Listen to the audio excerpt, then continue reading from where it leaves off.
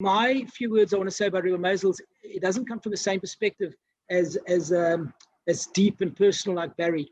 Mine actually highlights Rebbe Maisels as the man who was unbelievably committed, and his dedication was just beyond, to the Jewish community, to the greater Jewish community, and to his multifaceted role as an individual, as a rabbi of Camps Bay, as a moal, as a shochet. And my story goes back before I even came to Camps Bay. I only came to Camps Bay 20 years ago. This goes back almost just on 30 years ago, when he did the bris of my son, Jonathan, who is going to be 30 in May. So we're going back just short of 30 years, 1991. And the bris took place on a Friday morning. And the rabbi usually visits the child at least within the first 24 hours to make sure that he had done a superb job. But 24 hours after Friday morning was Saturday morning, which was Shabbos. And not only did the rabbi have his duties as the pulpit at Camps Bay, but he also couldn't get to Claremont due to the distance. Having said that, there were times when Rabbi Maisels walked to Constantia to do a bris, if it had to be on a Shabbos morning. But visiting the child, he couldn't do. So he said he would come Motzei Shabbos, which was after Shabbat on the Saturday night, which is slightly more than 24 hours. He phoned on the Saturday night, which was a terribly windy, rainy, and cold night in the southern suburbs in winter of May 1991, to ask for directions, which we gave him. But I did suggest to him that as the weather was terrible, why doesn't he wait until Sunday morning? But Rebbe Maisels, back to his commitment and his dedication to whatever he did, he said, no, I've already missed my 24-hour deadline. I will come tonight.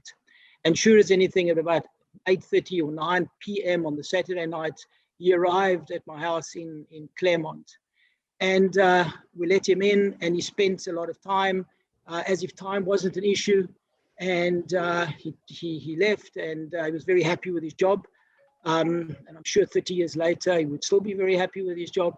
And I walked with him, I'm not sure if John is on the Zoom, I walked with him to his car, and there in his car, I saw movement, and I said, Rabbi, there looks like there's someone in your car. He said, no, all my kids are in the car.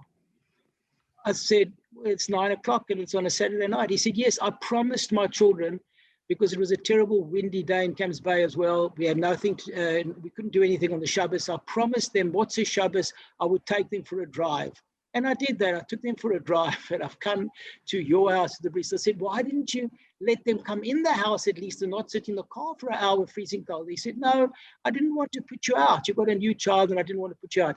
That again shows his humility and the fact that he puts everybody else first. But the real punchline for me was when I said goodbye to him. I said, well, at least you can now go home with the kids and, get into your house and where it's nice and warm. He said, no, I'm on my way to Constantia. And this reminded me what Barry had said, with his kettle and a blowtorch, because there's a family that just moved into a house in Constantia, and he promised them he would come Motzei Shabbos to kasher their kitchen. So, as I said, I would like to close how I opened. This wasn't a deep and necessary personal account of myself and Rebbe Maisels as Barry was, but it certainly highlighted the man in terms of his commitment and his dedication to the greater Jewish community in his multifaceted role that he played over the last 40 years.